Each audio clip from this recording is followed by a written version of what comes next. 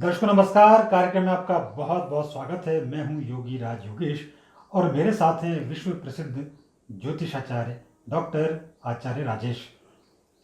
आचार्य जी, programme में आपका बहुत बहुत स्वागत है। धन्यवाद।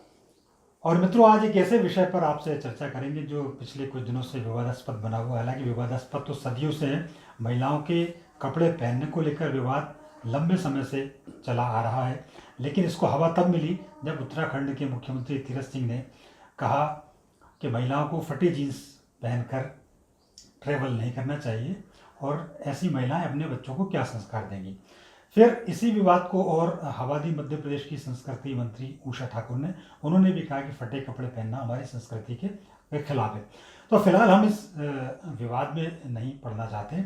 हम केवल आपको ये बताना चाहते हैं कि फटे कपड़े को लेकर शास्त्रोक्त मत क्या है, ज्योतिष शास्त्र इस मामले में क्या कहता है, आध्यात्म और जितने भी शास्त्र हैं वो इस बारे में क्या कहते हैं। तो इस विषय को लेकर आज हम इस वीडियो के माध्यम से चर्चा करेंगे।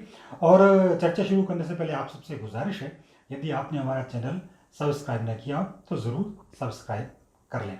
और चर्चा शुरू करूँ मैं, सबसे पहले मैं डॉक्टर आचार्य राजेश जी के पास ही जाऊँगा और उनसे सीधे ये जानने की कोशिश करेंगे कि जो फटे कपड़े को लेके जो कंट्रोवर्सी खड़ी हुई है, फटे कपड़े पहनना कहाँ तक उचित है और क्यों अनुचित है।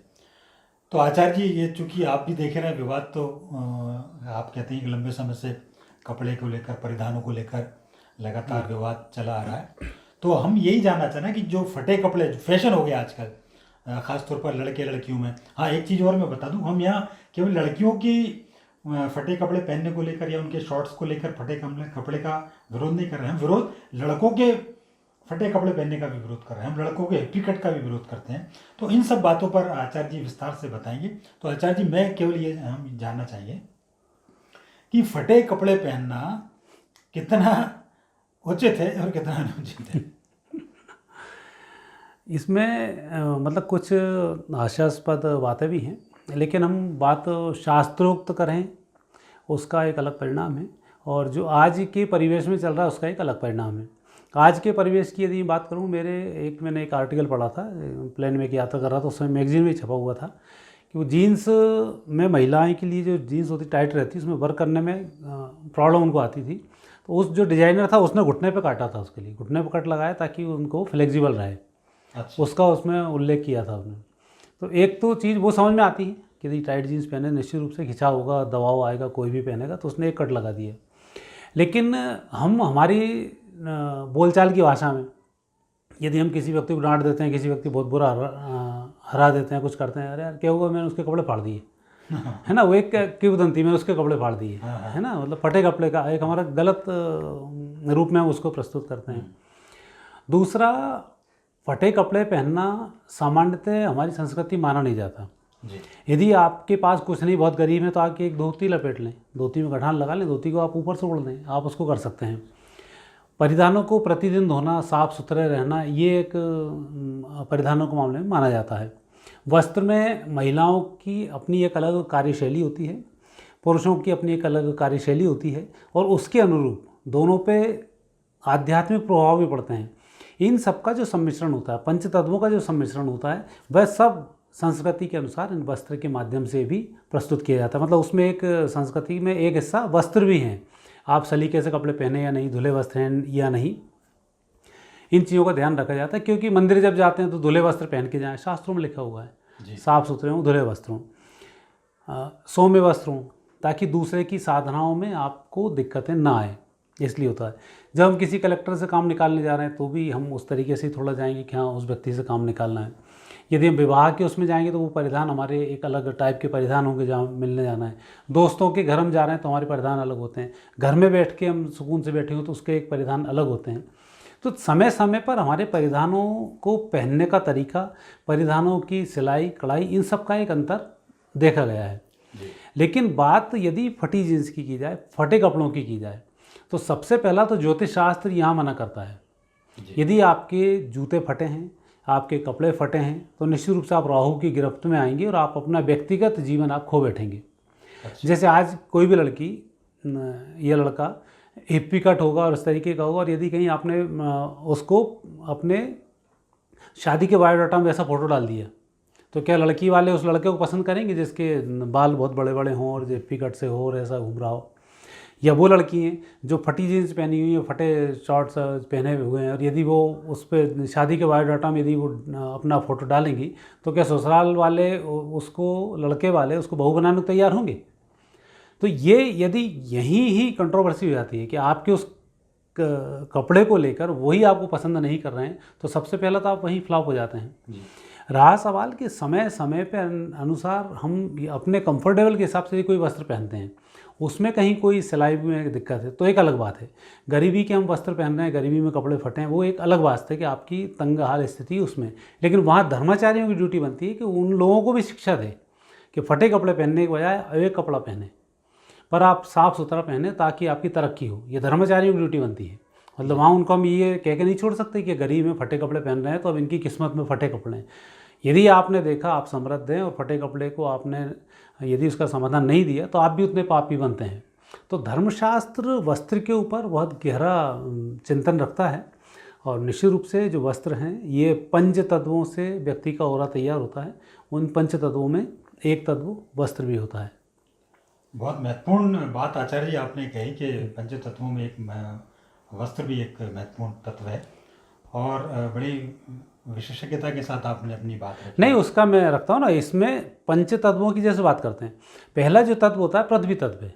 तो ये जो हम शर्ट पहने हुए, कपड़े पहने हुए हैं, प्रथम वस्त्र पृथ्वी तत्व का आता है, ताकि ये हम किस जगह जा रहे हैं, मंदिर जाएंगे उसके परिधान अलग, जहाँ जाएंगे उसके परिधान का स्वरूप अलग होता है। तो पहला होता है पृथ्वी तत्व, दूसरा होता है जल तत्व, दूसरा हमारा शरीर। जैसे हम किसी व्यक्ति को देखते हैं, यार तेरी शर्ट बहुत अच्छी लग रही, या तो भाई साड़ी बहुत अच्छी लग रही, हम पहले ही वस्त्र पे जाते हैं। दूसरा, तुम बहुत अच्छे लग रहे हो, बहुत ग्लैमरस लग रहे हो, ये बहुत अच्छी लग रही है। तो ये दूसरा कहाँ पहुँचा, फिर हम जल तत्व पे पहुँचे कि वो हम शरीर पे आ गए। हम वस्त्र पे नहीं है, तुम अच्छी लग रही हो, मतलब हम शरीर पे हैं ना कि वस्त्र पे हैं। तुम्हारी साड़ी अच्छी लग रही है, हम वस्त्र पे हैं। फिर तीसरा होता है हमारी आँख। आँख से हम संदेश भेजते हैं, जो एक अग्नि तत्व है, कि हमने किसी व्यक्ति को प्रसन्नता के साथ देखा, किसी व्यक्ति को गुस्से के साथ देखा, और कहीं हमारे कपड़े का सलीका बेकार है, जो हमारे ओरा से मैच नहीं कर रहा है, मानो बड़ा झकपक बिल्कुल कपड़े ऐसे पहने हुए हैं जो बेतरतीब हैं, तो आप अपनी आँखों से उस पर प्रभाव नहीं दर्शा पाएंगे, अर्थात आपका जो अग्नि तत्व है वो वहाँ उसको प्रभावित नहीं कर पाएगा। फिर होता है वायु तत्व, जो थर्ड आई होता है। थर्ड आई से हम उसको वो संदेश देना चाहते हैं जिस संदेश से हम उससे मिलने आए। जैसे हम शादी में गए तो हम उसको संदेश देना चाहते हैं, इस विवाह आयोजन में आए और हम आपकी खुशी में शामिल हैं। भगवान के यहाँ जाए, भगवान को हम संदेश देना चाहते हैं कि मैं आपके यहाँ पूरी पवित्रता के साथ उपस्थित हूँ। दोस्त के यहाँ आए तो दोस्त से हम दोस्त के हिसाब से पहुँचते हैं, वो हम संदेश देते हैं, तो वो वायु का होता है। फिर होता है हमारा ओरा। ओरा हमारा आकाश तत्व है। कई बार लोग बोलते हैं फटे कपड़े पहना हुआ कोई अघोरी या कोई बाबा जी ने कैसे भी कपड़े में जो उसके ठीक नहीं, लेकिन फिर भी उसका मुखमंडल पे एक तेज बना हुआ है, वो आपका आभा है। यदि वो ओरा आपका अच्छा है तो आप कैसे वस्त्र पहने कुछ करें, आपके लिए कोई दिक्कत नहीं है। लेकिन जब आभा ओरा आपका कमज़ोर हो तब ये और पंच तत्व में इनको आगे पीछे बढ़ाने की आवश्यकता होती है। तो इन पंच तत्वों का उससे गहरा संबंध होता है कि हम संदेश भेजते हैं। जैसे गाना है ना, जब तक ना पड़े आशिक की नज़र श्रृंगार अधूरा रहता है, वो गाना मतलब उस बात को संकेत देता है कि आप अपने वस्त्रों से, अपनी चीज़ों से सामने वाले को क्या देना चाहते हैं, वो उसका गहरा संबंध होता है। शास्त्र में इसकी बहुत गहरी चर्चा भी है। हाँ, नहीं आचार्य जी आपने बड़े विस्तार से बताया, और पंच तत्वों से इसका रिलेशन जो आपने बताया बिल्कुल अद्भुत और अनोखा है और विलक्षण है। आचार्य जी एक चीज़ और भी हम ये आपसे जानना चाहेंगे कि चूंकि आपने ज्योतिष की इसमें बात की, तो आपने राहु की बात की, कमज़ोर राहु हो जाता है। शुक्र का भी कुछ इसमें योगदान रहता है वस्त्रों को लेकर, कुछ शुक्र ग्रह का भी कुछ असर पड़ता है, कमज़ोर हो जाता है फटे कपड़े पहनने से? शुक्र ग्रह का संबंध, राहु और शुक्र ये दोनों गुरु चेले हैं, है ना। वस्त्र का कोई व्यवसाय करता है तो आपका शुक्र मजबूत होना चाहिए। वस्त्र हैं हमारे, फिर ऑर्नामेंट्स हैं, ये सब शुक्र से संबंधित होते हैं। जब आप किसी भी गलत चीज़ को पहनेंगे तो निश्चित रूप से आपका शुक्र दूषित होगा, और आपका जो प्रभाव मैंने जो बताया ना अग्नि तत्व, हम उसको जो संदेश देना चाहते हैं, यदि फटे कपड़े हैं, गलत कपड़े हैं, तो हम अच्छा संदेश उसको नहीं दे पाएंगे, सामने वाले व्यक्ति को संदेश नहीं दे पाएंगे। इसका मतलब हमारा शुक्र ठीक नहीं है। यदि हमारा शुक्र अच्छा होता तो हम उसको एक झटके में संदेश दूर से दे बैठे होते, पर शुक्र वहाँ दूषित हुआ। और राहु जब बढ़ता है, सिर पे चढ़ता है, तो हम अनर्गल फिर काम करते हैं। फिर फटी जीन्स भी पहन लेंगे, तो फिर लड़की होंगी तो पूरे बाल काट लेंगे, लड़के होंगे तो बाल बढ़ा लेंगे, कोई आजकल तो मैंने लड़कों को वो फेशियल एशियल सब कराते हुए देखा है, आईब्रो भी आजकल में तो टीवी लाइन होती सब काम करना शुरू कर दिए हैं। तो वो जो एक प्रकृति का बैलेंस है कि पुरुष के अंदर पुरुषत्व होना चाहिए, नारी के अंदर एक नाजुकता होनी चाहिए। आने वाले समय में ये दोनों खत्म होने वाले हैं कि ना पुरुष खेती करता है, ना पुरुष बहुत मेहनत करता है, तो उसका पुरुषत्व नष्ट हो रहा है। वो खाली एक जिम के माध्यम से बल्ले बनाकर घूम रहा है, जो अपने आप को कमज़ोर करता है। फीमेल्स पुरुषों से कंपेयर करने में आज बेडोल शरीर हो रहा है। उसका एक कारण ये भी है कि उनके अंदर पुरुषों से जो कंपटीशन आया है उसके कारण उनमें मोटापन बढ़ रहा है, नाना प्रकार की बीमारी बढ़ रही है। महिलाओचित यदि आप काम करेंगे तो आपके अंदर महिलाओं का तत्व बढ़ेगा, पुरुषोचित काम करेंगे आपके अंदर पुरुषत्व बढ़ेगा। तो ये जो कॉम्बिनेशन बिगड़ रहा है ये भी गलत है। ये जिसकी साइंटिफिक रिसर्च की जाए तो यहाँ निश्चित रूप से हमारा शास्त्र 100% सही जाएगा। और उसी तालमेल को रखते हुए हीन वस्त्रों की रचना की गई है। पुरुष जिस तरह से कपड़े पहनते थे, महिलाएं जिस तरह से कपड़े पहनती थी, वो कारण ही यही होता था। तो इसलिए ज्योतिष में अच्छे कपड़े पहनना, दिन के हिसाब से, रंग के हिसाब से कपड़े पहनना, रंगों का एक अपना प्रभाव पड़ता है। ग्रह आपके कमज़ोर हैं, शुक्र कमज़ोर है, निश्चित कहा जाता है कि आप परफ्यूम भी लगाएं, अच्छे वस्त्र पहने। जिस कन्या राशि का सूर्य जिस व्यक्ति का होता है, सुंदर कपड़े पहनता है, कपड़े का शौकीन होता है, टिपटाप रहता है। मोदी जी जैसे हमारे हैं, या कई लोग ऐसे होते हैं जो पैसे भी खर्च, कपड़े पे पैसे खर्च करते हैं। तो वो चीज़ें हैं जो ग्रहों को निश्चित रूप से बढ़ाती हैं। और ज्योतिष शास्त्र में तो उसका बहुत गहरा अध्ययन भी है कि आप इंटरव्यू के समय कैसे कपड़े पहने जाएँ, ये ज्योतिष सलाह देता है। किसी व्यक्ति से काम निकलवाना है, आप कैसे कपड़े पहन के जाएँ, तो वो भी एक उसका रहता है। आपको कोई अच्छा वाला अधिकारी से काम कराना, काले कपड़े पहन जाओ, आपका काम होता ही बिगड़ जाएगा। तो काले कपड़े मतलब ऊपर वाला वस्त्र, अधो वस्त्र यदि कपड़ा, पैंट काली चल जाएगी आपकी। तो इन चीज़ों का असर पड़ता है। तो ग्रहों से उनका संबंध है, शुक्र से कपड़े का संबंध है, लेकिन कपड़े के रंग का अन्य ग्रहों से संबंध है। तो वो भी इसमें चर्चा विस्तृत। मतलब कुल मिला के कि फटी चीज़ें कहीं ना कहीं से, फटे कपड़े नुकसान ही करते हैं। उसके तो यार अब आज गरीबी भी चल रहा है, उसके तो कपड़े पड़ गए। हाँ, वो मतलब जुमला हो जाता है। तो जुमले मतलब जुमला यूं ही नहीं रखा गया है। तो उसके लिए आप भी आज भी आप देखो, जो व्यक्ति फटे कपड़े पहन के जाएगा उसकी तरक्की अच्छी नहीं होगी। जो सलीके से आज किसी बड़े उद्योगपति का आप अध्ययन कर लें, वो उसका एक सलीका कपड़े पहनने का होगा। बड़े आप नेता का अध्ययन कर लें, उसके नेता के कपड़े पहनने के तरीके में अंतर होगा। आप बड़े व्यक्तियों का, अधिकारियों का अध्ययन कर लें, अधिकारी का कपड़ा होगा। जो एक अच्छा स्टूडेंट होगा उसके आप गेटअप को देख लें, चाहे वो गरीब होगा, कपड़े धोके पहन रहा हो, लेकिन स्टूडेंट आपको अलग दिखेगा, फर्स्ट क्लास। तो वो जो चीज़ें होती हैं कपड़े से कहीं ना कहीं आती हैं। और इसलिए स्टूडेंट्स की अपनी ड्रेस होती है, पुलिस की अपनी ड्रेस होती है, वकील की अपनी ड्रेस है, जज की अपनी ड्रेस है। तो जो ड्रेस कोड बनाया गया है, ये प्रोफेशन इन सबके हिसाब से बनाया गया है, तो इनका व्यक्तिगत जीवन में असर पड़ता है। तो जिस तरह से फटे वटे कपड़े पहन के जो अपने आप को, हालांकि ये मैं नहीं कहूँगा कि ये एक जीव ही ऐसे हैं जो उसी लाइन में ही पड़े रहेंगे और आपका विरोध भी करेंगे, वो मतलब वो सुधरने वाले नहीं है। संदेश तो मेरा ये कि जो बिगड़ने जा रहे हैं उनके लिए संदेश है, जो बिगड़ गए उनके लिए कोई संदेश नहीं। आप कपड़े पहने नहीं पहने, मुझे इससे कोई लेना देना नहीं, वो एक अलग सब्जेक्ट होता है। हमारी बहस का विषय भी नहीं है। चाहे कैसे ही कपड़े पहने, लड़के कैसे ही कपड़े पहने, हम उस बात पे नहीं जाना चाहते। और यदि कम कपड़े पहनना या अर्धनग्नता युक्त वस्त्र पहनना, यदि ये आधुनिकता है, यदि ये मॉडर्नाइजेशन है, तो जानवर हमसे काफ़ी आगे। तो हमें इस चीज़ को नहीं अपनाना है, हमें वो चीज़ अपनाना है जो हमको, जैसे कि आपने बताया कि ये कपड़े कैसे लोगों के व्यक्तित्व का कैसे प्रभाव दूसरों पर डालते हैं। एक और आचार्य जी, चूँकि बहुत समय लंबा हो रहा है, लेकिन छोटा सा एक सवाल जरूर मैं ले लूँ कि हम मंदिर में जाएँ तो हम कैसे वस्त्र पहन के जाएँ? क्या वह फटे कपड़े पहन के जाना चाहिए क्या? पहला तो यह है मित्रों, जब भी हम किसी के घर जाते हैं तो उसकी मर्यादाओं का हम ध्यान रखते हैं। आप मेरे घर आएंगे, मेरे घर की जो मर्यादा है आपको उसके अनुसार आना पड़ेगा, नहीं तो मुझे अच्छा नहीं लगेगा। मैं आपके घर जाऊं, मुझे आपकी मर्यादाओं के अनुसार जाना पड़ेगा। महिलाएं हैं, पुरुष हैं, तो मैं वैसे जाऊंगा। जब भगवान के जाना है तो भगवान की मर्यादाएं चलती है, वहाँ आपका दिमाग नहीं चलता है। ये अलग एक महिला संगठन कहीं खड़े हैं, हमें आधे कपड़े में ही जाना है, कहीं पुरुष संगठन खड़े हुए हमें ऐसे ही जाना है, आप चले जाओ, चूँकि वो एक मुद्दा अलग सब्जेक्ट का हो जाता है। पर जब भगवान के पास जाएँ तो स्वच्छ, साफ, धुले और तन ढके कपड़े होना चाहिए, क्योंकि भगवान का जो हमारा संबंध होता है वो आई का संबंध होता है। थर्ड आई और ब्रह्मरंध्र और अपनी आई, इन तीनों का एक संबंध होता है। और उस संबंध में हमारे अन्य वस्त्र नहीं दिखाने चाहिए। यदि आप योगी ध्यानी है तो आपका ओरा उस सब चीज़ को ढक लेगा, लेकिन चूंकि आप सामान्य व्यक्ति हैं, ना योग कर रहे हैं ना ध्यान कर रहे हैं, तो वहाँ आपको बहुत मर्यादाओं के साथ भगवान के सामने पेश आना चाहिए। कपड़े साफ़ हों, स्वच्छ हों।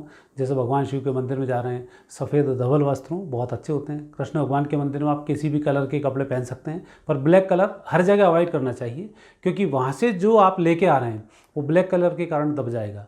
इसलिए तंत्र की जो पूजा गंभीर होती है वो उसमें ब्लैक कपड़े का इस्तेमाल होता है, और सामान्य प्रतिदिन की हम जो पूजा करते हैं उसमें सफ़ेद और लाइट ऑरेंज इन कपड़ों का इस्तेमाल करते हैं। तो ब्लैक ब्लू कपड़ों से हमेशा भगवान के पास जाने में बचना चाहिए। कपड़े धुले होना चाहिए, आज के कपड़े धुले हों अच्छा है, क्योंकि आज हमारा शरीर रात तक मृत हो जाएगा। बहुत सारी कोशिकाएं, मृत कोशिकाएं कहाँ चिपकेंगी? आपके वस्त्र के ऊपर। तो अगले दिन वो वस्त्र पहनेंगे तो इन मृत कोशिकाओं से युक्त वह वस्त्र होगा। इसलिए शमशान घाट में जाने के बाद हम वस्त्रों को धोते हैं, फिर उनका इस्तेमाल करते हैं। पहले तो उन वस्त्रों को यूज़ ही नहीं करते थे। तो प्रतिदिन की जो कोशिकाएं मरकर वस्त्र पर चिपकती हैं, इसलिए वस्त्र का धोना बहुत ज़रूरी है। वस्त्र का एक अपना ओरा होता है, उस ओरा के माध्यम से व्यक्ति को भगवान से कॉन्टैक्ट करने में या हमारे संदेश वहाँ तक भेजने में, उनके संदेश ग्रहण करने में हमें आसानी होती है।